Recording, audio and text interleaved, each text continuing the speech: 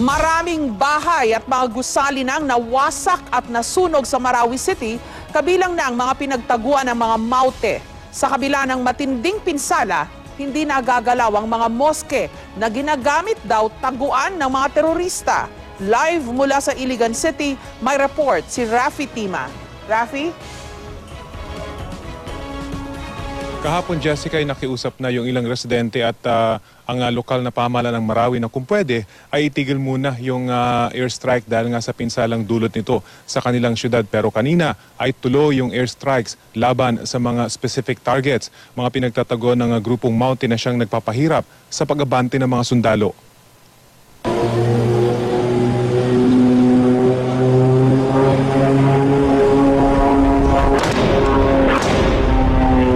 Sa aerial video, kita na kung gaano kalawak ang nasunog na bahagi ng sentro ng Marawi na kontrolado pa ngayon ng grupong Maute. Marami sa mga bahay na nasa pampang ng Agus River, tupok na. Durog at butas-butas naman ang mga gusaling pinagtaguan ng mga sniper ng grupong Maute. Sa lugar na ito dumaan ang ilang naipit na sibilyan noong linggo. Bukod sa mga pribadong bahay, marami sa mga nasunog ay mga establishmento sa commercial district ng Marawi. Doon sa na-receive namin na text message kasi hindi natin ma-assess talaga, no? Na kung anong area, anong barangay, kung anong bahay, ano ba ito, bahay ba ito, o business ba ito, na establishment. Ang nakikita lang na natin from afar, no? So, ito ay, posibleng ito ay mga negosyo, no? Ng mga buildings na nasusunog, o posible din ng mga bahay-bahay. Ang mga bahay namang malapit sa isang malaking moske, tupok na.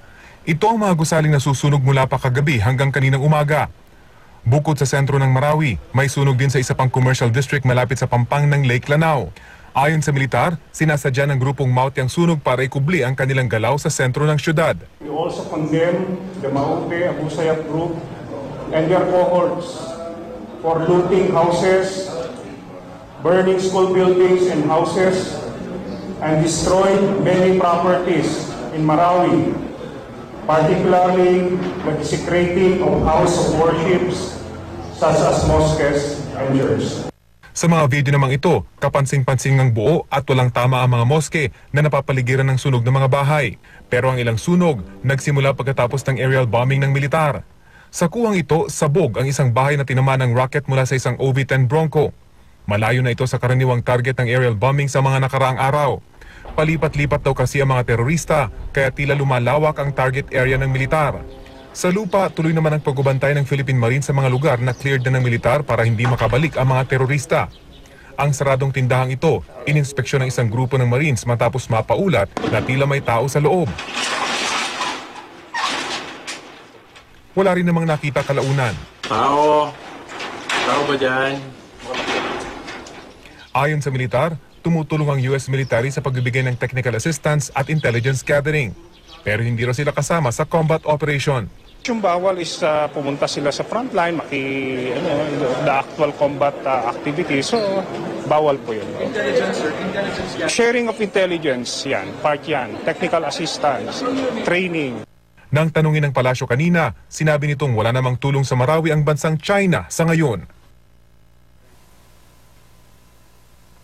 Hanggang kaninang hapon na Jessica, tulad kahapon, bago magtakip silim ay may tatlong pahabol na airstrike pa yung Air Force sa pamamagitan naman ng kanilang makabagong FA-50 fighter jets. Isang mataas na bahay ang tinarget ng Air Force na malapit na sa Lake Lanao. Nakuha na natin ito ng drone video. Posibleng sniper position daw ito na tumatarget maging sa mga sundalong nasa kabila ng tulay. Ang mismong tulay, Jessica, na dinadaanan ng mga tumatakas na sibilyan na naiipit pa rin sa bakbakan. Libo pa rin daw ang bilang ng mga ito, kaya naman na maingat ang militar sa kanilang operasyon, lalo na yung kanilang ginagawang aerial bombardment. Pero mahalaga at epektibo daw ang mga airstrike na ito, bagamat hindi talaga may iwasang may mapinsalang mga kabahayan. Jessica? Rafi, napansin ko lang yung airstrike na kuha mo, no? Yung kuha ng inyong team. Parang paiba-iba. Minsan merong malapit sa lake, minsan nandun sa sentro ng syudad. Talaga bang yung range nung area kung saan sinasagawa itong airstrike malawak? Yung kumbaga yung circumference o yung area kung saan yung airstrikes ay nakatarget, hindi kumbaga hindi hindi clustered lang, kundi malawak na area ito. Ganun ba yon?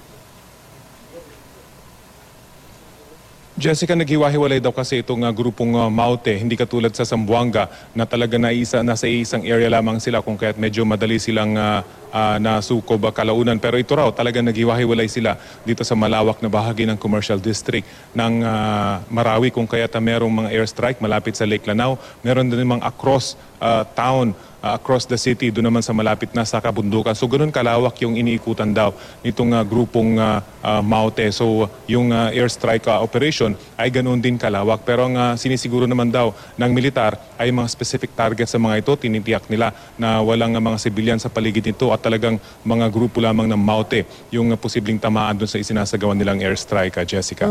Rafi, may mga account no, ng mga survivor na nagtago sila sa mga basement na mga bahay. Meron ding mga nagsasabi na baka nahihirapan yung militar na sukulin o targetin itong Maute kasi may mga tunnel daw sila dyan sa bandang Marawi o may mga bahay na sa ilalim may mga tunnel. Kaya kahit na ilang bomba na yung binabagsak, pang third week na ito, no? Day 16 na bukas, ang tagal na, hindi pa rin sila matalo ng militar. Jessica, marami sa mga bahay dito sa Marawi ay talagang malalaki at talagang mga 3-story buildings, pero bahay lamang ito. Mga 3-story buildings sa mga ito at talagang buhos yung mga semento. So ganyan yung nature actually ng mga bahay dyan sa Marawi, Jessica. Bukod dyan, tama, meron nga daw mga talagang basement karamihan ng mga bahay na ito dahil lang sa kultura ng rido dun sa lugar na kapag ka nagkaway-away ay talagang magkakaroon ng barilan. So talagang halos lahat ng mga malalaking bahay dyan daw ay fortified. So ito ngayon ang tinake advantage, Jessica, ng grupong Maute. So marami talaga silang pwedeng pagtaguan.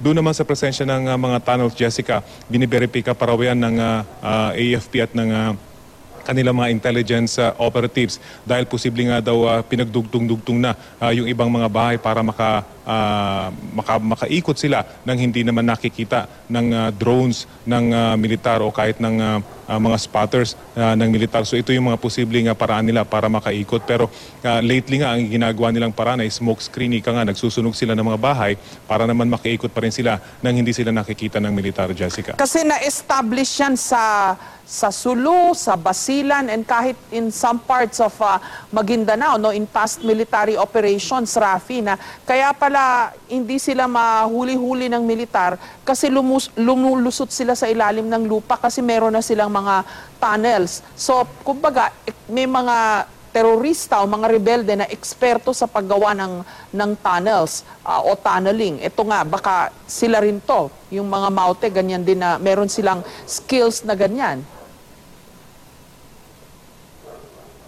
Matagal na talagang estilo yung mga ganitong pamamaraan na, Jessica, lalo na sa mga rebelding mga grupo. Yun nga lang yung advantage nila, magtago. At kahit nung mga World War II o World War I at kahit nung Vietnam War, kaya naman hindi matalo-talo ng Amerika yung mga Vietcongs dahil napaka-extensive nung kanilang tunnel system sa kabundukan. So kahit na mas malalaki mga bomba pa yung ginamit dito, mga 500-pounder, 1,000-pounders yung binabagsak, hindi natitinag yung mga Vietcongs doon. Dito naman sa kaso ng Marawi, Jessica, ay bine-verify nga talaga nila kung merong tunnel system dito. Kaya naman na nakakasurvive itong grupong Maute, bagamat napakatagal na nung ginagawang aerial bombardment na kanilang isinasagawa. Pero ang isa sa pinaka-basic danger pa rin daw talaga, Jessica, yung mga snipers ng grupong Maute kung kaya't hindi talaga maka-advance itong militar mula dito sa ilog na naghahati dito sa gitna ng commercial district ng Marawi. So yun yung kanilang mga target sa ngayon, pero unti-unti daw ay mapapasok nila itong mga lugar na ito kapag na-soften up na, talagang naubos na yung mga matataas na gusali na pwedeng pagkutaan at pwedeng pwestuhan ng mga snipers ng Maute, Jessica. Rafi, may nabasa ako kanina, no, na sinasabi na ibang klase itong mga kalaban na ito sa Marawi. Kasi kung Maute lang daw yan, matagal na yan na nagsipagtakbuhan. Kaya parang kumbinsido ang ilang mga sektor at ilang mga personalidad sa ating defense and military establishment na ISIS na itong kalaban nila kasi this is the third week, no? Day 16 na nga bukas, pero sige pa rin, sobrang tibay nila at parang lumulusot-lusot lang kung saan tapos inahabol ng airstrike. So, anong sinasabi ng militar tungkol dito? Anong implikasyon nito na third week na, si Presidente mismo sabi niya, tapusin na in 3 days, pero mukhang hindi mangyayari. Ibang klase itong kalaban ngayon ng militar. At to some extent, Jessica, ina-acknowledge naman yan ng militar bukod nga doon sa survivability nila. Yung skills ng kanilang mga nakakalabang ngayon, talagang ibang level daw. Yun nga lang mga snipers nitong mga Maute Group ay talagang napakarami na napatay at nasugatan sa hanay ng pulis at ng militar. For the first time daw ay talagang napakaraming na papatay at nadadali ika nga dito sa hanay ng gobyerno sa pamamagitan ng sniping operation ng kanilang mga kalaban. So talagang at to some extent talagang may acknowledgement na mas matindi yung kanilang kalaban ngayon kahit na yung operasyon sa paggamit ng mga anti-tank missiles, recoilless rifles ay eksperto ang mga ito na ilang tangke na yung kanilang napabagsak kung kaya't meron nang ginagawang paraan itong mga tropa ng Philippine Marines at Philippine Army para maprotektahan yung kanilang mga tangke laban dito sa mga ginagamit ng Maute Group. So talagang dahan-dahan, deliberate operation daw yung kanilang gagawin. Kaya nga sa unang pagkakataon, nakakita tayo na napakaraming airstrike bago isagawang isang ground assault na hindi pa natin malalaman. Yung ground commander lamang daw makakapagsabi kung kailan titigil yung area operation at magsisimula na yung ground operation. Bagamat ngayon ay paunti-unti na raw ginagawa yan, Jessica. Sa taya ng AFP, 193 na ang mga nasawi sa bakbakan sa pagitan ng militar at ng Maute Group. Matapos ang matinding bakbakan kagabi, mas tahimik ngayong araw sa sentro ng Marawi. Ilang hinihinalang bahagi ng Improvised Explosive Device o IED ang nakuha naman ng mga sundalo mula sa isang bahay na hinihinalang ginamit din ng Maute Group o ng kanilang mga taga-suporta. Live mula sa Iligan City, may report si Rafi Tima. Rafi? Jessica, sinamantala ng ilang residente yung tila tahimik na sitwasyon kanina sa Marawi para balikan yung kanilang bahay. Mailang pinayagang makalusot pero marami ang hindi pinayagan dahil bagamat ko ikukumpara sa mga nakaraang araw, posibleng kanina na raw yung pinakatahimik pagdating sa dami ng mga putukan mula sa sentro ng bakbakan ay nananatiling delikado ang sitwasyon sa Marawi. Sa halos buong maghapon, tila mas tahimik ang sitwasyon sa sentro ng bakbakan. 3 aerial bombs lang din ang pinakawalan ng FA-50 fighter jets ng Air Force kasama ang isang ito kaninang umaga. Kumpara sa 12 hanggang 15 nitong mga nakaraang araw. Pero kagabi naging matindi raw ang bakbakan na umabot hanggang kaninang madaling araw. Umaga kanina namataan namin ang pulutong ng mga tropa ng gobyerno kasama ang kanilang mga tangke. Isa sa mga tangke nagsusumigaw ang misyong nakasulat sa harapan nito, ang tugisin ng teroristang grupong ISIS. Matagal din bago inamin ng militar na suportado ng ISIS ang Maute Group na halos 3 linggo na nilang binabakbakan dito. Isang malaking sunog din ang muling sumiklab kanina malapit sa tulay na dinaraanan ng mga tumatakas na sibilyan. Hindi raw ito binagsakan ng bomba ng militar kanina. Kahapon, kinundinan na ng AFP ang pagsusunog ng Maute Group sa mga bahay at establishmento sa Commercial District ng Marawi. Habang tahimik ang sentro ng bakbakan, nataunan namin ang ilang sundalo na pinasok ang isang bahay sa hinalang ginamit ito ng mga terorista o ng kanilang mga tiga-suporta. Sa loob ng isang kwarto, ikinabahala ng mga sundalo ang mga wirings na ito na suspetsya nila ay bahagi ng improvised explosive device. Ipasusuri daw nila ito sa kanilang explosive ordnance unit para makasiguro. Sa sala ng bahay, tila nagmamadali ring iniwan ng mga gumamit nito ang kanilang mga hinigaan. Sa itsura ng lugar, tila marami raw ang nag-ukupa dito. Sa labas ng bahay, isang sasakyan din ang kanilang ininspeksyon matapos maabutang nakailaw ang flasher. Wala rin namang nakitang kahina-hinala sa loob ng sasakyan na basag na ang salamin sa harapan. Ayon sa mga sundalo, kahit cleared na ang lugar na ito, todo alerto pa rin sila lalo pat posibleng lumusot dito ang mga kalaban. Kabisada raw kasi nilang pasikot-sikot sa lugar. Bagamat hindi pa pinapayagang makabalik sa kanilang mga bahay, pinagbigyan ng isang opisyal ng DepEd na balikan ang kanyang bahay sa Barangay Panggao, katabi lang ng Mapandi na siyang frontline ng bakbakan. Pinasok ang bayan ng District Supervisor ng Marawi at hinalughuг umano ang buong kabahayan. Ang mga sasakyang nakaparada sa compound sinulatan ng mga katagang ISIS. Basag na rin ang mga bintana ng mga sasakyan. Bukas maging ang hudat kinuha ang baterya ng mga sasakyan. Maging ang lagayan ng gasolina bukas din, indikasyon na tila hinigop ang laman nito. Bagamat nagpapasalamat na hindi nasunog ang kanilang bahay, marami umano silang nawalang gamit, kabilang na ang mga alahas at gamit ng DepEd. Sa kasiwang pala, Jessica, ay nadagdagan nga yung bilang ng mga nasawi sa hanay ng militar dahil sa bakbakan kagabi na umabot hanggang madaling araw kanina. 2 ang namatay, kabilang ang isang miyembro ng Philippine Marines. Dahil dito ay aabot na nga sa 39 ang patay sa puwersa ng gobyerno. Wala pa namang bagong datos sa mga sugatan pero marami raw ang nadagdag dahil pa rin nga sa sagupaan kagabi at kaninang madaling araw. Jessica? Rafi, pag sa ground ba o kahit sa ere siguro, do you get the feeling na patapos na itong problema sa Marawi or pwede pang lumala? Hindi pa siguro, Jessica, dahil bagamat kanina ay panakanakang putukan pa lamang yung ating naririnig ay hindi pa talaga nag-advance ika nga yung posisyon ng militar. Bagamat sinasabi nila ay may ilang units na nakapasok dun sa mga lugar na okupado ng mountain itong mga nakarang araw. Pero ang media ay hindi pa pinapayagan at na makalapit doon sa area para nga ma-assess natin kung ano na talaga yung sitwasyon doon sa lugar. At lalo nga silang nagigpit, Jessica, doon sa access natin sa mga lugar na naaabot natin noong mga nakarang araw. Ngayon ay pinagbabawalan na tayo. So indikasyon niya na talagang matindi pa rin yung bakbakan doon sa area. So sa mga susunod na araw ay tiyak daw na matindi pa rin yung bakbakan dito dahil kanina hapon, alas 5 ulit ng hapon ay nagbagsak ulit ng 3 bomba ang FA-50 jet ng Philippine Air Force sa Jessica. So, day 17 na nung crisis, no, hindi mo absolutely masasabi kung saan ang parameters na lang na hindi pa o yun kung parameters ng kung saan na lang naka-focus yung bakbakan ngayon. Walang ma-establish na gano'n na Rafi.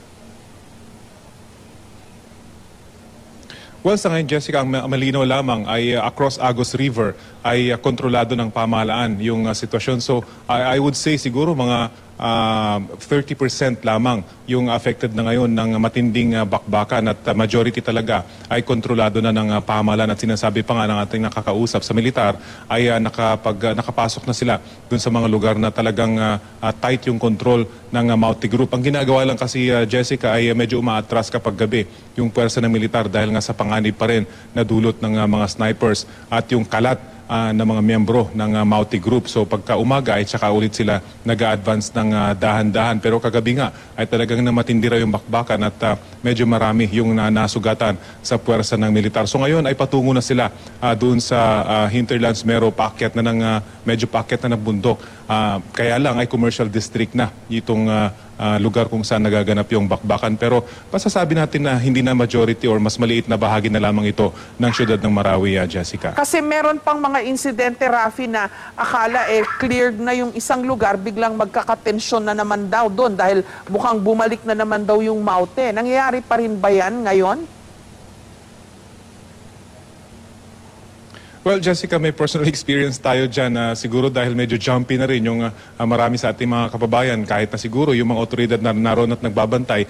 Kanina kasi ay, naririnig kasi natin na may mga snipers daw na nakakalusot. At bigla na lamang silang makakarinig ng mga malalapit na putok na humahaging sa kanilang ulunan. Yun yung indikasyon na talagang malapit yung sniper. Pero kung i-analyze natin, Jessica, dahil nga yung posisyon ng military snipers ay nasa posisyon na kontrolado ng gobyerno at kapag binabaril ito ng Mauti Group ay talagang pupunta sa direksyon na kontrolado na ng pamahalaan yung bala. So ito yung maririnig ng karamihan. So siguro inaakala na meron ng sniper na nakalusot dun sa area na yun. Pero so far, kahapon ay nagkaroon ng clearing operation. Wala namang nakita na sniper. Kanina meron din ginawang clearing operation. Wala ring mga nakitang sniper. So talagang siguro lang medyo jumpy na yung mga tao pero masasabi natin na hindi nakaka-cross pa, hindi na nakabalik dun sa Agos River yung grupo ng Mauti at confined na lamang talaga sila dun sa commercial district ng Marawi, Jessica. So, kumbaga, magagamit yung word na constriction.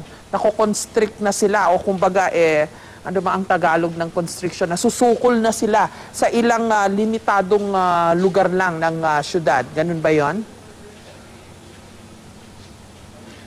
Sa ngayon, Jessica, wala pa tayong opisyal na ganyang pahayag mula sa militar. Matipid talaga sila sa pagsasabi ng mga lugar na kanilang kontrolado na, mga lugar na naroon pa at namamayagpag yung Maute Group. So very tight-lipped pa sila doon sa situation on the ground. Pero sa ating observation, Jessica, lalo na nung nag-drone shot tayo, ay talagang siguro mga 35, siguro 40% na lamang na bahagi ng Marawi yung pinangyayarihan ng bakbakan. At dahil lang malawak, kaya lang malawak, Jessica, yung sakop nito ay dahil nga sa sniper ng Maute Group. So kapag ka-sniper kasi ay pwedeng hanggang 1 kilometro ang range ng mga yan. So within 1 kilometer, ay talagang mahihirapang pumasok yung mga tropa ng mga sundalo ng pamahalaan. So kaya talagang nagmumukhang malawak yung area na yun. So kahit yung mga civilian hindi makakapasok within that 1 kilometer or even farther than that na radius. So talagang nagmumukhang malawak talaga yung area na yun. So again, very tight-lipped yung militar sa pagsasabi kung constricted na ba o talagang sumisikip na yung lugar ng Maute Group. Pero sa ating obserbasyon ay ganun na ngayon nangyayari, Jessica. Maraming salamat at ingat kayo dyan sa Iligan at sa Marawi, Rafi Tima.